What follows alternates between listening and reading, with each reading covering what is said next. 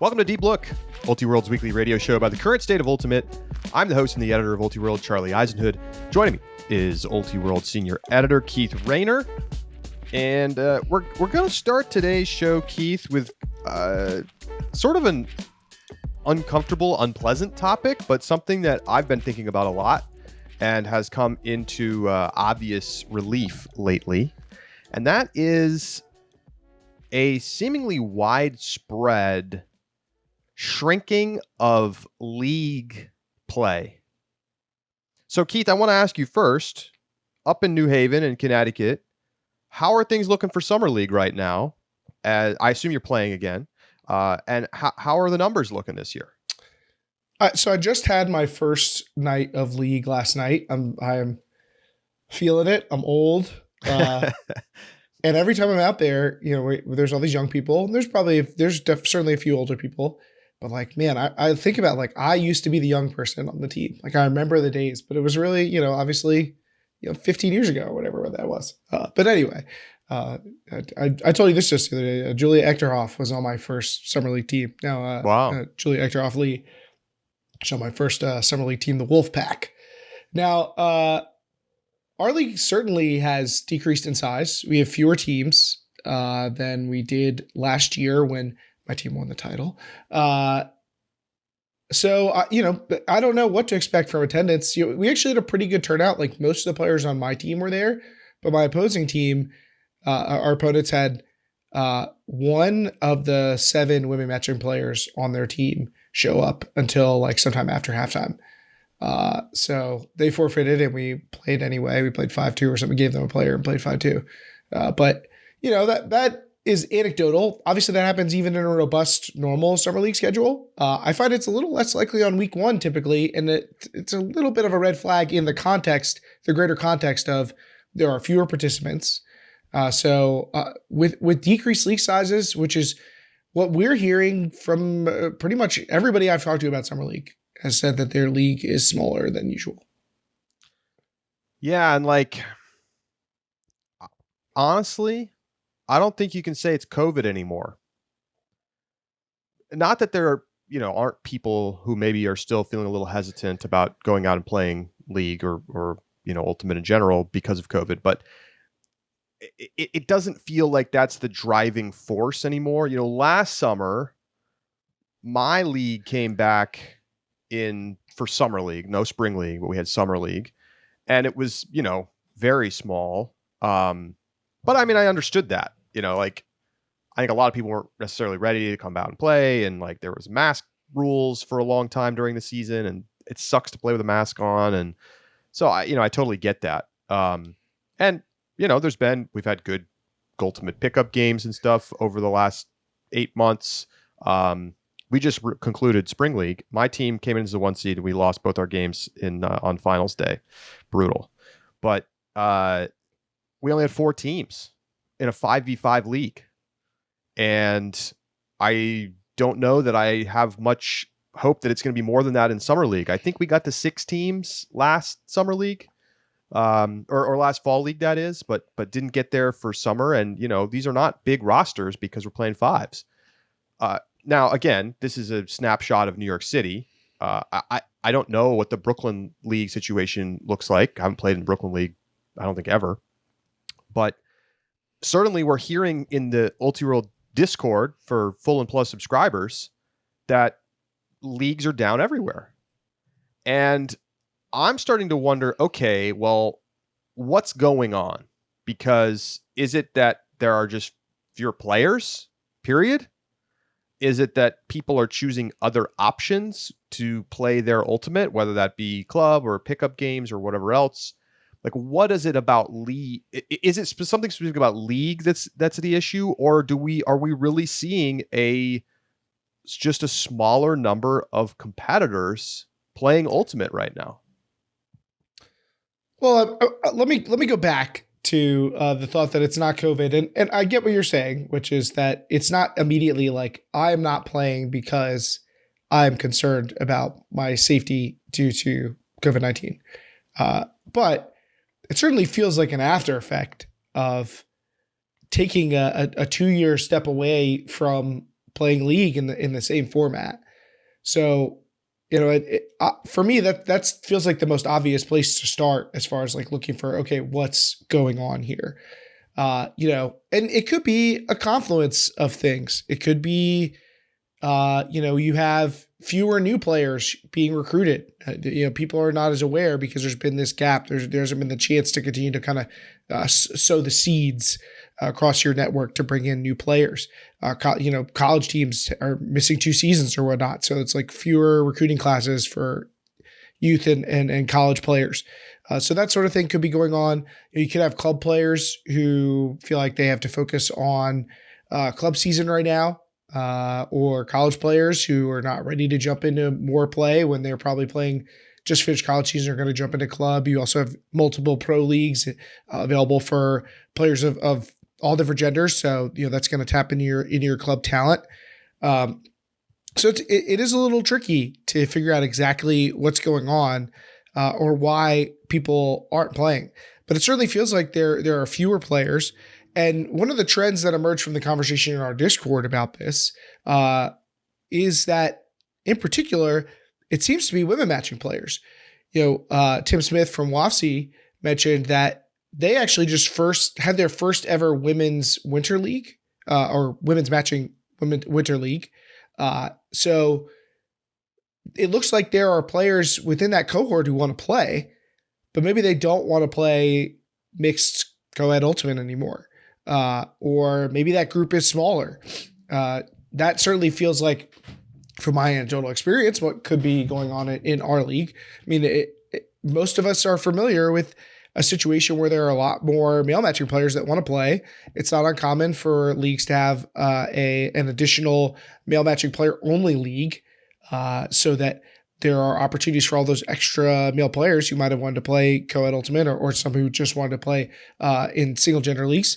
Like those leagues exist out there. So we know that there are a lot of male matching players who want to play, but that number, it's harder to say whether or not that's decreased. So there's all these different factors that could be happening at once to combine to make the summer league participation just decline in a way that's rather striking. Yeah, I mean, I think it's very plausible that there's a cultural shift happening and people are like a little bit less interested in playing co-ed, summer leagues. I think that's definitely possible. I think what I've heard, and again, this is just like purely anecdotal. I mean, we don't have like hard data on this. It would be very interesting to try to like do some survey of various communities around the country. Because for one, I'd love to hear what's going on in really robust summer leagues like Madison, Vancouver, other places that we've talked about a bunch here on the show. Like, are they also seeing a relative decrease in their numbers? But is there a cultural shift happening where there's less appetite? I have heard anecdotally, generally, men prefer to play in mixed leagues. And I think that there's more of a trend for women not wanting to play in mixed leagues and preferring to play in women's leagues. And certainly there's been good uptake in New York for women's only leagues. And so I kind of wonder, are we seeing this as a general like shift in like league competition that's going to play out? Obviously people's preferences vary on the kinds of ultimate that they like to play, but I have to say though, I am concerned. I'm concerned about what this portends about the general prospects for Ultimate's growth, because you talk about the club teams and the pro league players. I mean, how many of those players are playing league like before 2 years ago? Were they playing league in 2019 before the pandemic? I mean, I think in some cities maybe, but in a lot of cities the elite players are already not playing league. It's not happening, or they're only playing in winter, like the off-season leagues. So I'm really curious to hear what other people's experiences are here, what your thoughts are. Deep look at ultiworld.com. Great way to reach us. Of course, if you're a subscriber, hit us up in the Discord. You can become a subscriber for less than $4 a month at ultiworld.com/subscribe.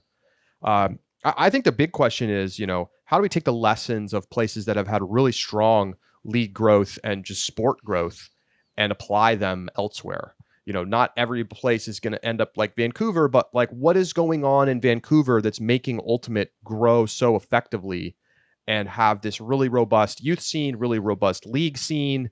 Obviously, they have great top level players as well, competing in all of the Canadian, world's teams, etc.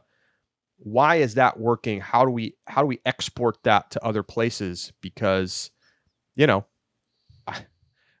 living in New York City, 8 million people, like having 4 teams in your spring league, 5s, seems shocking. This is the Manhattan Ultimate League. That's shocking to me. Well, to be fair, I feel like New York has some particularly unique challenges that come with the texture of New York. I get it, but it still seems surprising, especially given that there were 8-10 teams in the past. I'm sure there are a lot of people who enjoy playing Ultimate in New York, but yeah, how do you get those people together and willing to spend money and time investing together in a league? It's certainly a challenge, and getting that buy-in and creating an attractive product for people is kind of the mission. I imagine that summer leagues are one of the core activities. I imagine of a lot of local disc works. It's one of the tentpole items. So this is why it's concerning. I know summer league is more the purview of some of our other podcasts, and it can feel so non-serious because it's not the competitive stuff that you see on ESPN, but it definitely feels like a very key touchstone for Ultimate culture. Well, and I think it's fine if the culture shifts away from that, but I do think it has real implications for disc organizations. Like if Summer League shrinks by 25%, that's revenue that's not coming in. Now what? How are you replacing that revenue? Where are you getting it from? Like, are you developing players who want to go play in the programs that you're offering? If you need to offer different programs, that's one thing. But like, what is it that people are looking for? Stuff doesn't organize itself. It doesn't. What? What? So like, who is gonna like what do people want, right? If everybody just wants to play pickup and they don't want organized Ultimate to exist, fine. But like, that's a choice that has to be made, and that has sort of knock-on effects for like youth development and other things that are sort of required. But again, the thing is, there are places that are doing really well. So what can we learn from them to take to the places that are starting to see a shrinking, whether it's leagues or programs or whatever? So interesting questions. Let us know what you think. deeplook@ultiworld.com. Keith, the Premier Ultimate League regular season has wrapped up.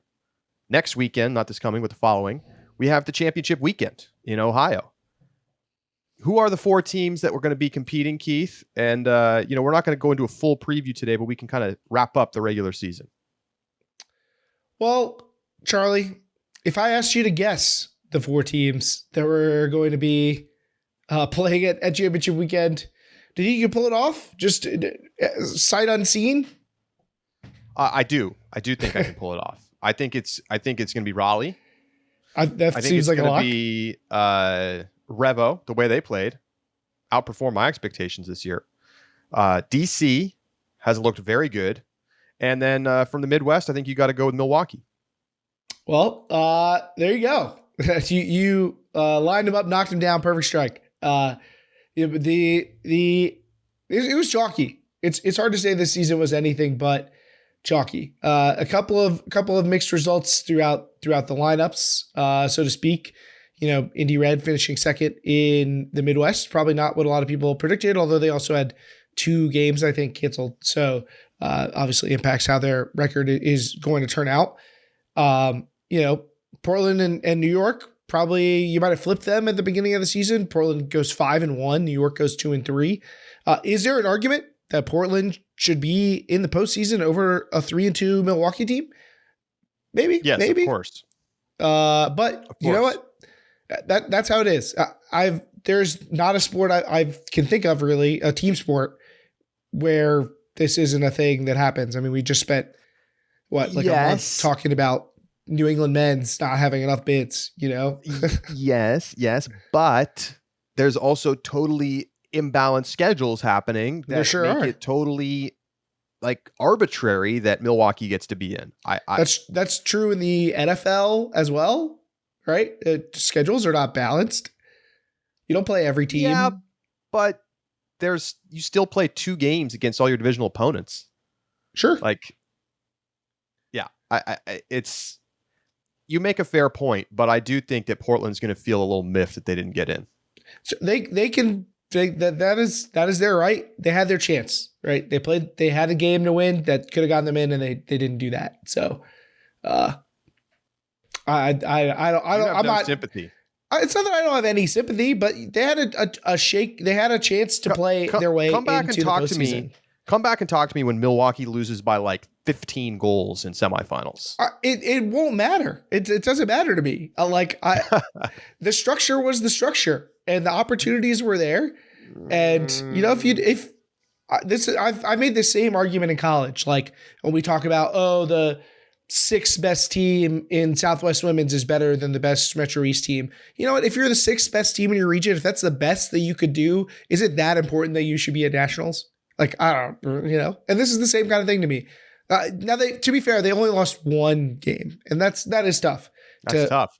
To lose 1 game and miss out on the playoffs is tough, but it's a 4-team playoff. Like, you could go there and lose 1 game and be out. Like, that's a game can be the difference between being in and out. Like, that is the way that it is. So they got in 6 games. They had a chance to compete, and they came up just short. Well, we'll make our picks and everything next week on the show. The question I have, Keith, is, does there feel like there's an obvious favorite? Because I'm not sure that I think that there is. Interesting. You give Revo obvious favorite status? Yeah, I do. It's fair. I mean, they came in with the toughest stretch of schedule in the league. Every excuse to not play well, and still won all their games. The 2 best teams in the league and won all their games. In back-to-back games, 2 times within 3 days, they played the 2 best teams in the league and, made them look like regular teams. I've ceased questioning Revo at this point. It's fair. They're not infallible. I think they look less like a favorite, like less far from the field than they did in 2019 when they won. And they had to scrap and claw through Atlanta in that semifinal. Like, it's the most classic game in the league's brief history, maybe. So like, they're beatable, but they're certainly the odds-on favorite in my eyes. Well, more to come on the PUL. Just any final thoughts on the regular season? We've kind of touched on how it's been a little bit of a weird year. There's game cancellations, all of the Milwaukee stuff that has kind of persisted. Streaming has been spotty. It's been difficult to get information about the league, but at the end of the day, we're on to a championship weekend that features the 4 teams that we expected to be there. And I think we're going to get great games. That would be a wonderful close to what's been a rather unsatisfying meal. We've talked about that, but it can all easily be forgotten with a great championship weekend. And that, in part comes from the league and how they present the championship weekend. How accessible is it? How are players and plays being highlighted? How are the league stories being told? And we know that sports are about stories, about narrative, about characters. That's a lot of the work that we do. But what they've got right now are a tremendous set of athletes about to compete. And so, if we get the exciting level of play and storylines in those games, I think that it will be easy to look back on this year and be like, well, you know what, championship weekend was great, and that can erase a lot of the troubles for what has been a challenging year. I mean, the league has had everything thrown at it basically in one year. It's like one of those, like, everything feels like it's going wrong at points. from all different angles. So this will be a great close. I'm hopeful that we're going to get the great ultimate that I know these teams can deliver. Yeah, I mean, super teams in the Final Four. So more to come next week.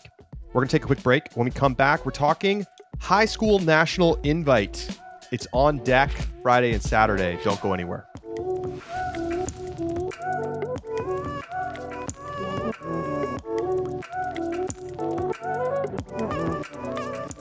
Welcome back to Deep Look. Tomorrow begins the high school national invite. 31 of the nation's top high school programs will be coming to Richmond, Virginia. Keith and I are both going to be there. Looking forward to it. Going to be doing a little reporting. Keith's going to be commentating. He's got his voice back. I'll be producing some live streams on Saturday. Friday, Saturday format, obviously a little unusual, but it means that Lone Peak from Utah, with a number of Mormon players, can come and compete, and hoping to have even more Utah teams in the future. And so, Keith, this is the strongest field we've ever seen.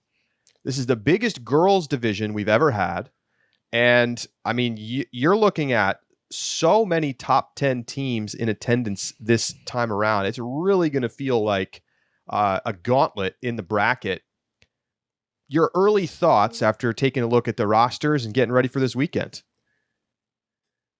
You have to be excited about the girls division, although, based on who's going to be there, you've probably had a chance to see a little bit of how these matchups have played out. If you were like at Seattle Invite following along or whatnot. But that's one of the cool things about high school national invite is it's kind of a chance to expose these players and teams to an audience that otherwise might not get to see them.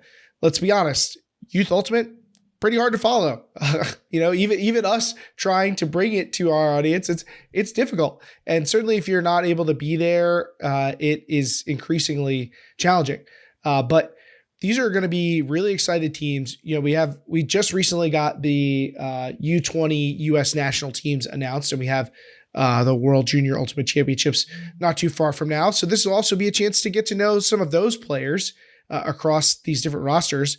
And, you look at the top of the girls division, like you mentioned, we have a bunch of top 10 teams, all of the top 7 except for number 3.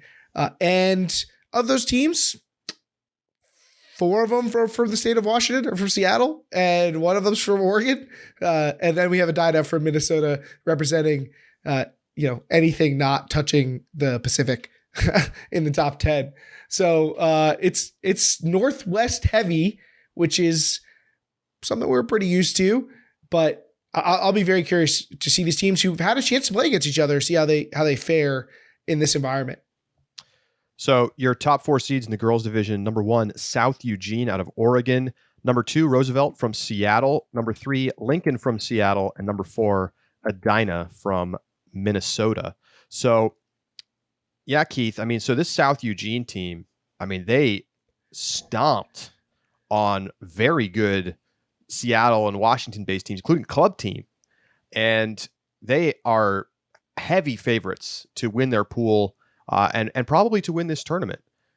Definitely going to be interested to see how some of these other teams from the East Coast can match up. You talked about the top 10 teams, a lot of them being from the West Coast. I mean, that's because we know how good these Seattle teams are and how deep that scene is. Roosevelt, the number 2 seed, trying to defend their title from 2019. This tournament didn't happen in 2020 or 2021 due to COVID. So back for the 4th time, and it's been a 2-year hiatus.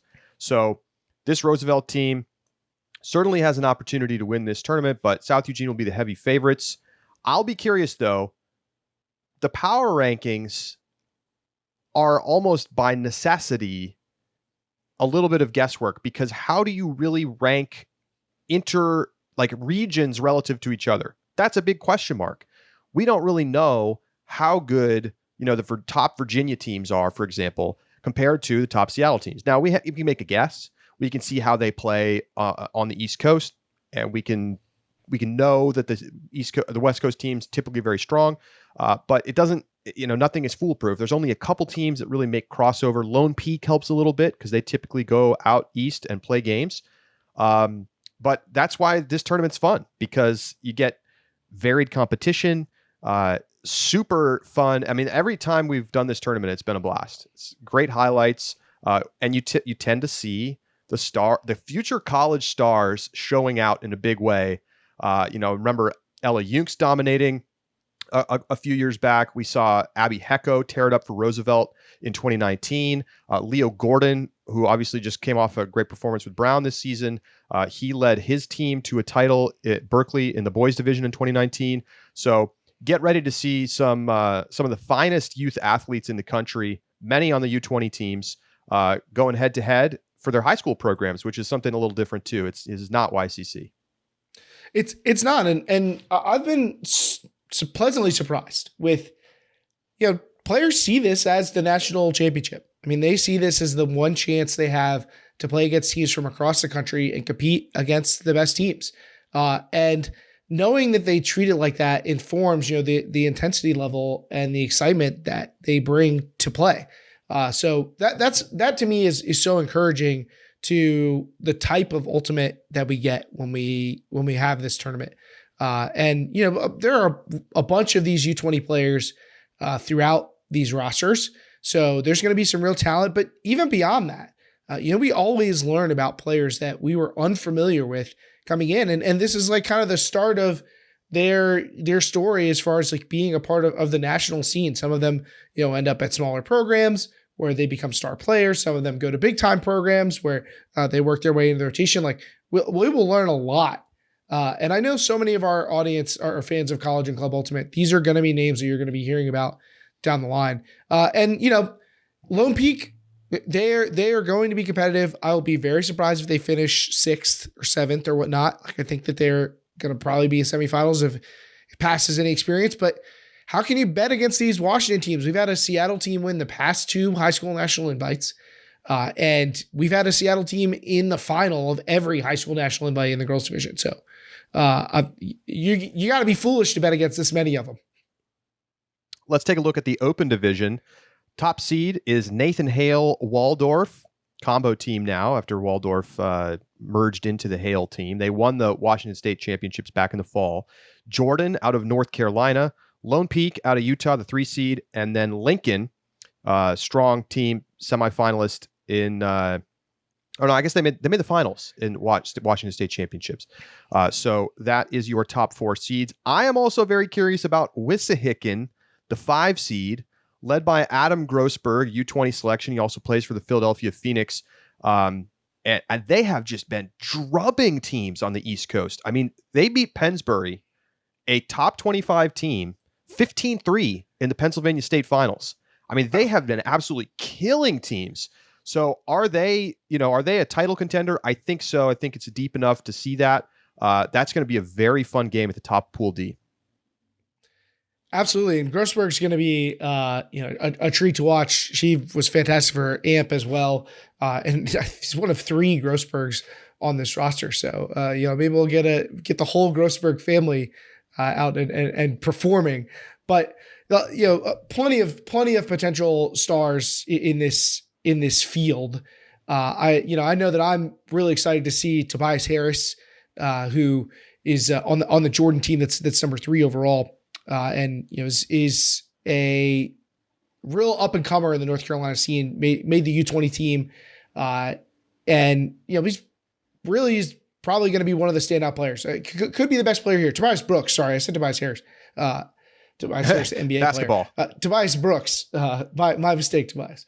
So definitely one of the players that I'm looking forward to seeing. But this is a bit more of a diverse field at the top. Lone Peak is back in the number 2 spot, like you mentioned.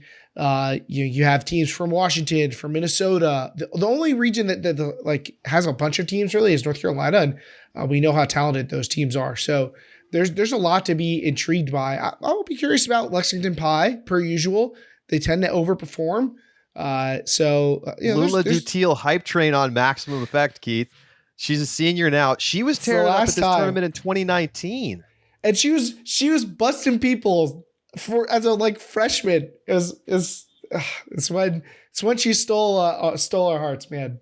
So that tremendous performance. She's a U20 player selection. I think it was like a lock for me going into the tryouts. Finally, after being snake bit with injuries during tryouts in previous years. I know. Declan Miller, going to be a big name to watch for Hale. Wow. Very talented. I mean, I would say people like know his name because he's playing great for the Seattle Cascades in the AUDL. So tons of fun stories to follow. You know, how good is Edina going to be? They just won the Minnesota State Championships. I mean, you have Pool B has 3 state champions: Jordan, North Carolina, Edina, Minnesota, Washington, Liberty, Virginia. Pool of Deathy, Keith. That's going to be so much fun to see how those teams stack up with one another. Absolutely. I'm really looking forward to it. The kids, they come out really energetic, and I love to see it. You know, there's going to be a lot of flying around, a lot of players trying to make plays, and being really, really excited and excitable because that translates so much energy into watching the games. It's just fun to get to know the teams as well. I would be remiss. I know we've been talking about the boys' side. I'd be remiss if I didn't go back, talk about a name I feel like we're going to walk away from this weekend talking about more. And that's Chloe Hakimi from Washington. Freshman who just made the U20 team. That's crazy. I mean, you do not see that very often. You know, No. When we see that, those are have been future player of the year kind of players. You know, that is your Jack Verzeus, Liam Searles Bowes. These type Khalil Phillips, those are the types of players that do this. So I will be very curious how Chloe Hakimi looks as such a young player who obviously is brimming with talent. Well, it's going to be a lot of fun. You can follow along with all the coverage on ultiworld.com. We'll be live streaming the a boys and girls semifinal and both of the finals on Saturday. So make sure you tune in for that. Those games will be up on ultiworld.com/live, and lots of coverage coming your way on the Ultiworld Live Twitter account and recap coverage as well. Lots of photos available as well on Ulti Photos. So tune in. It's great fun. It really is. Now, Keith, let's quickly make our picks. Who you got?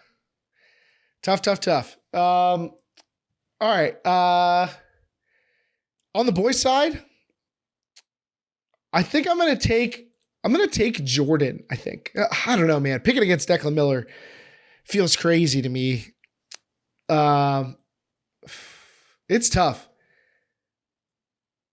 Yeah, that Waldorf, that Hale Waldorf team is stacked. So yeah, I think I'm going to take the 1 seed. It's not the most exciting thing to do, but I'll take them over Jordan in the final. I think there's probably a way that works out. So you're calling top 2 seeds in the final? No, not Lone Peak's the 2 seed, right? No, they're the 3 seed. Okay, they're number 2 in our power rankings, I should say. Yes, they are. That's true. There's a couple of seed swaps for regional diversity. I mean, I think the big question for me, does Wissahickon win Pool D? I think they do. I think they're going to beat Lincoln and win that pool, but they have to play Carolina Friends, who beat them this year. That's their only notable loss, Wissahickon. So what's going to happen there? That's a fun pool to watch. As usual, Keith, 4-5-9. So I'm going to take Wissahickon in D. I think all the teams that make quarters with a bye are going to win their quarterfinals. I think I got Lone Peak, Jordan, Edina. Edina's going to have a real chance to upset Jordan. I don't know if I want to stake that. That's going to be a great game. I think we're going to get the 1, 2, 3, and 5 seeds in semis. Jordan plays Lone Peak. I've got Lone Peak. I think Lone Peak goes to the final. I think Hale is going to beat Wissahickon in a great game. And do I want to take this Lone Peak team? We've had a Seattle boys teams make the final a bunch and then lose. I think I'm with you, Keith. I think I'm going to take Hale.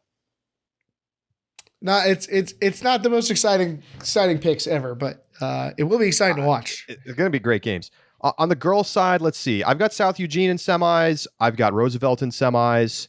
I've got Yeah, I think I take Lincoln. I'm really curious about Four Rivers, who's the bottom seed, but just won Massachusetts State's.